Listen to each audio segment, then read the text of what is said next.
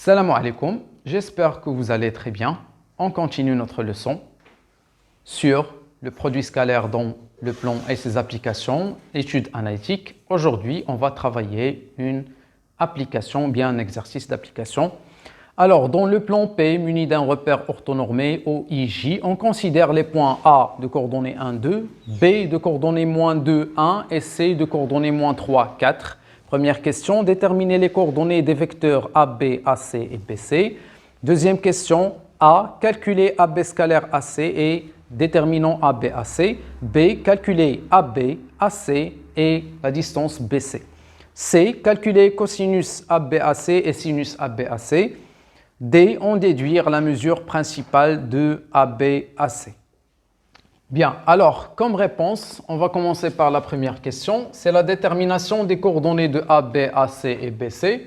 Tout d'abord, on va rappeler un petit peu comment faire pour trouver les coordonnées d'un vecteur. Donc, pour trouver les coordonnées de AB, on commence par le deuxième point. C'est XB moins XA et YB moins YA.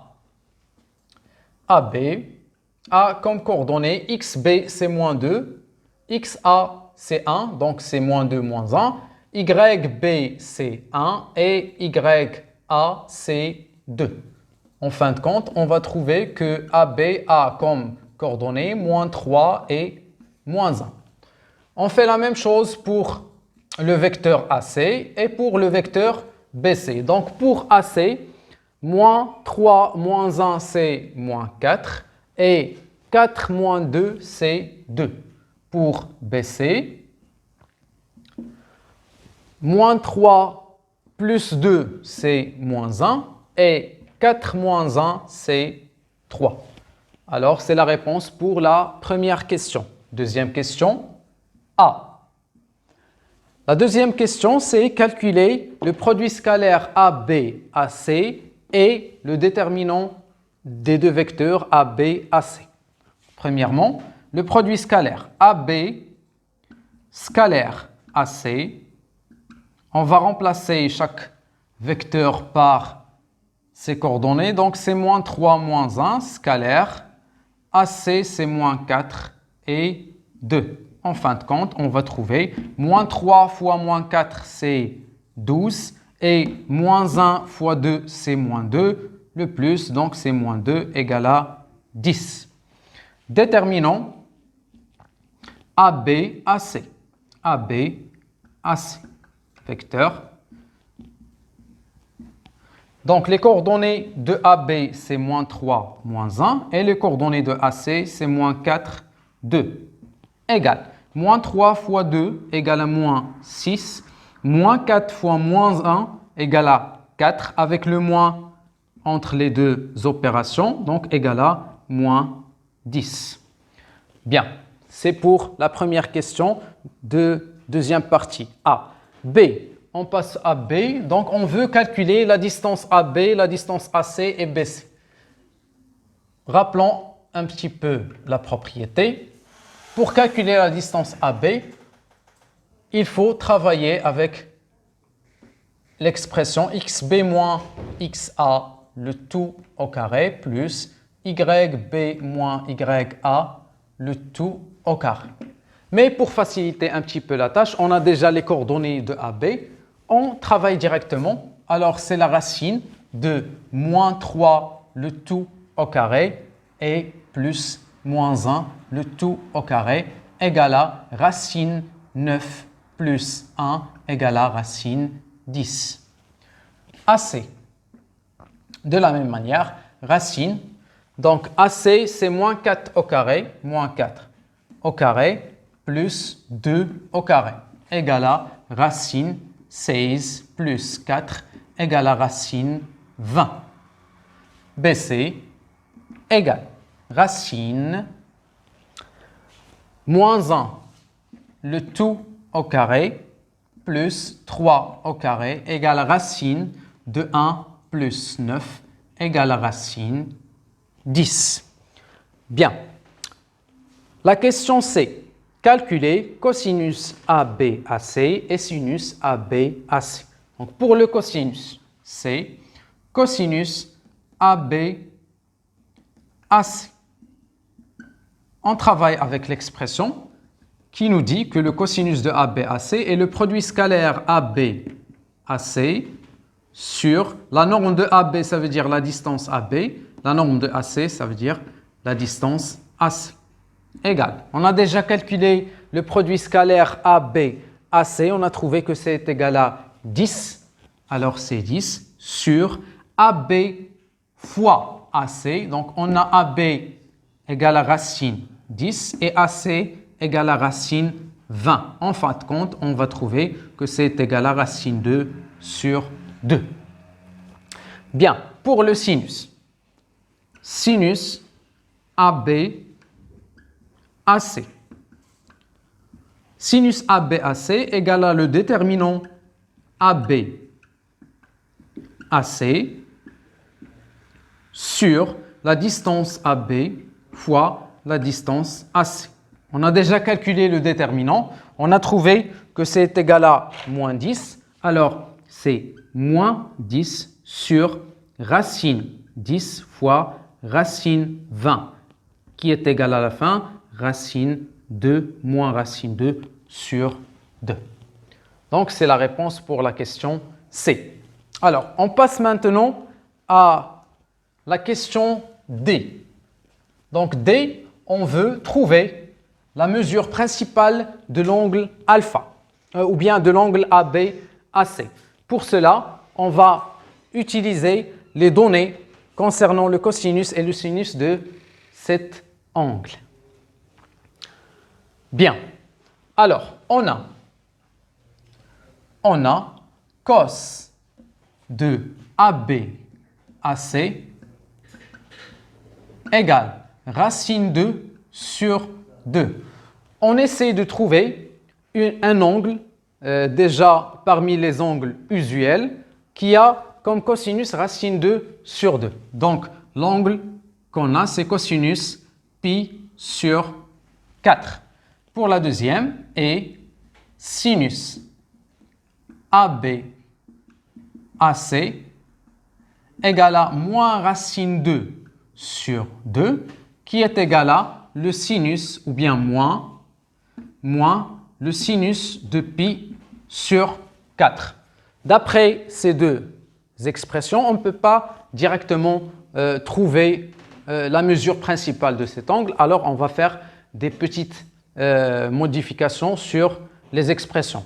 Alors, ici pour le sinus, on peut faire entrer le moins à l'aide des relations entre les lignes trigonométriques. Donc, moins sinus pi sur 4 égale à sinus moins pi sur 4. Et le cosinus, on sait déjà que le cosinus de moins x est le même cosinus de x. Alors, on va introduire le moins dans pi sur 4, ça ne change rien. Donc, c'est cosinus moins pi sur 4. En fin de compte, on va constater que la mesure de l'angle ABAC est moins pi sur 4. Donc, ABAC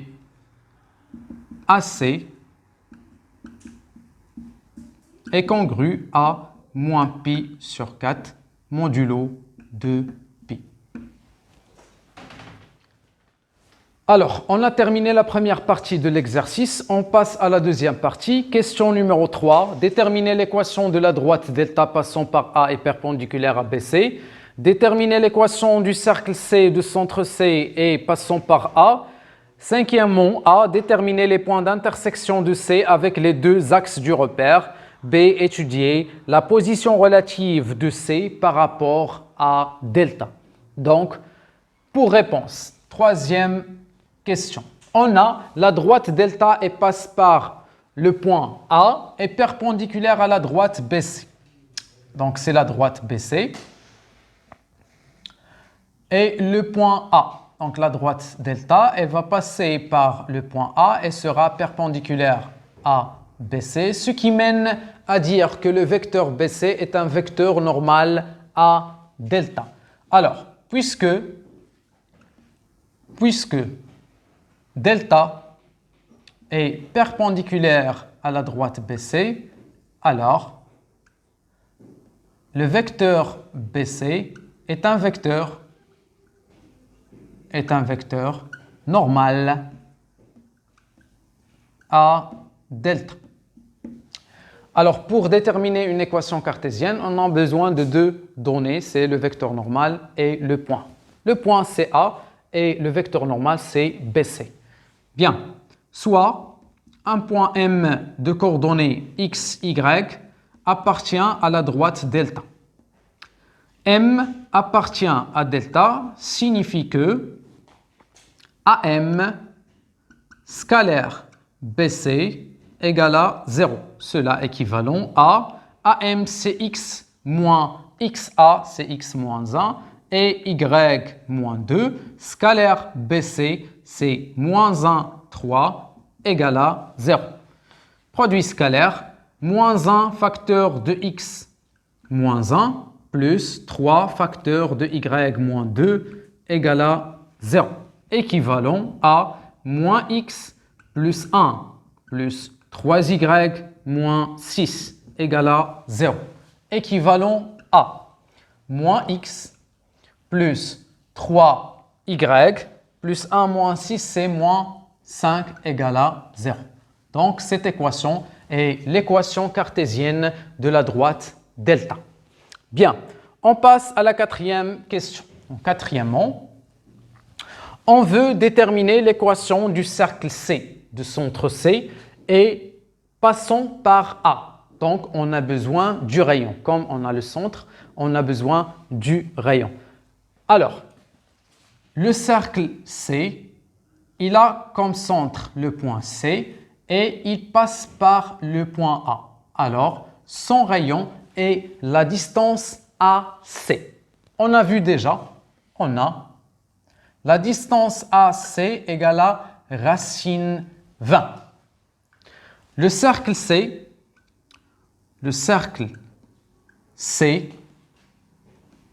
passe par A et de centre C.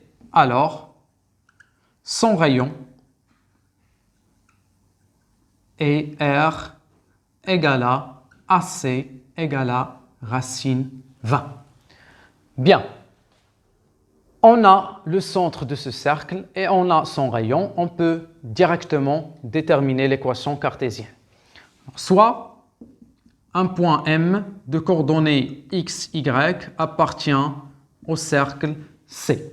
M appartient à C équivalent à CM au carré égale à R au carré. R au carré. Équivalent à, directement, c'est x moins xc, donc x plus 3, le tout au carré, plus y moins 4, le tout au carré, égale à racine 20 au carré, égale à 20. Donc cette équation est l'équation cartésienne du cercle C. On passe à la cinquième question. Donc cinquièmement, A, déterminer les points d'intersection de C avec les deux axes du repère. Donc l'intersection du cercle C avec les deux axes du repère, on doit tout d'abord savoir les expressions des points appartenant aux deux axes. Alors si on a un repère orthonormé, O, I et J, on va choisir deux points, M et N. Donc M appartient à l'axe des abscisses. Automatiquement, vous constatez que tous les points appartenant à l'axe des abscisses ont comme coordonnées, ou bien comme ordonnées, Y, M égale à toujours 0. C'est les caractéristiques des points appartenant à l'axe des abscisses. Pour N, vous allez remarquer que l'abscisse du point N, ça veut dire Xn, est nulle. Donc Xn égale à 0. Dans ce cas, on a une caractéristique aussi pour les points appartenant à l'axe des ordonnées. Alors, pour trouver l'intersection du cercle C avec les deux axes, on doit appliquer l'équation cartésienne des deux axes, l'axe des abscisses et l'axe des ordonnées. Donc, l'intersection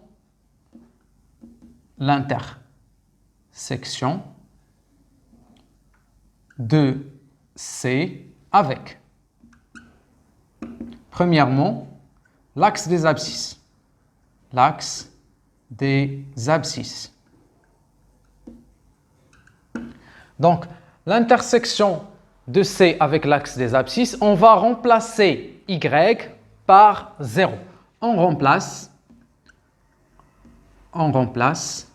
Y par 0 et on détermine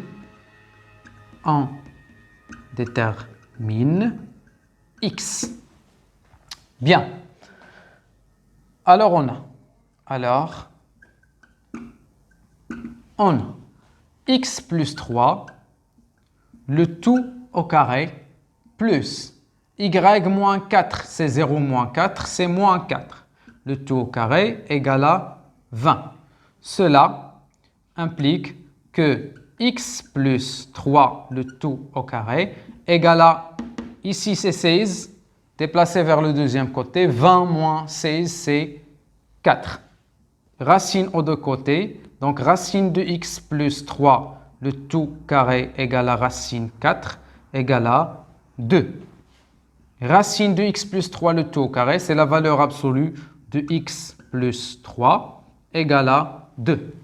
Cela implique que x plus 3 égale à 2 ou x plus 3 égale à moins 2 implique que x égale à 2 moins 3 c'est moins 1 ou x égale à moins 2 moins 3 c'est moins 5.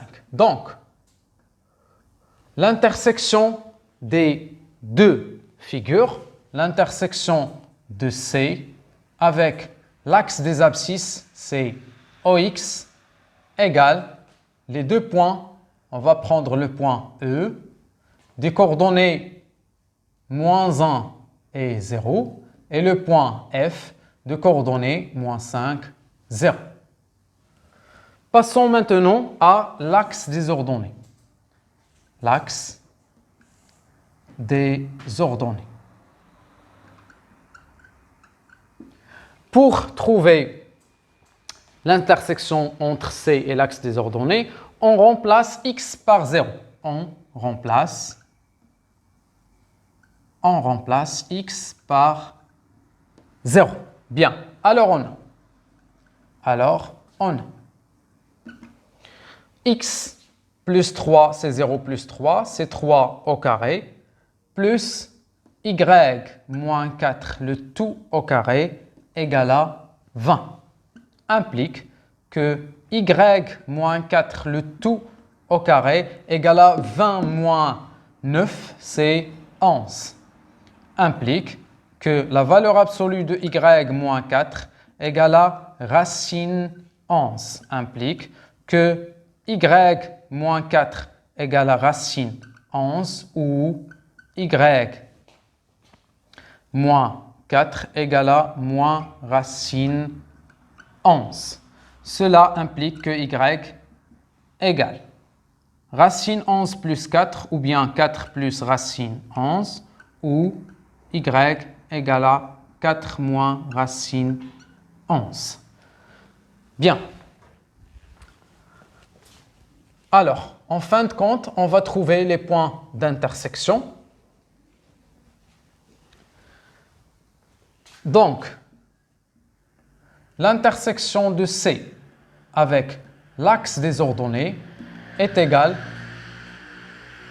par exemple, E' a comme ordonnée, comme abscisse 0. L'ordonnée c'est 4 moins racine 11 et F' 0 et 4 plus racine 11.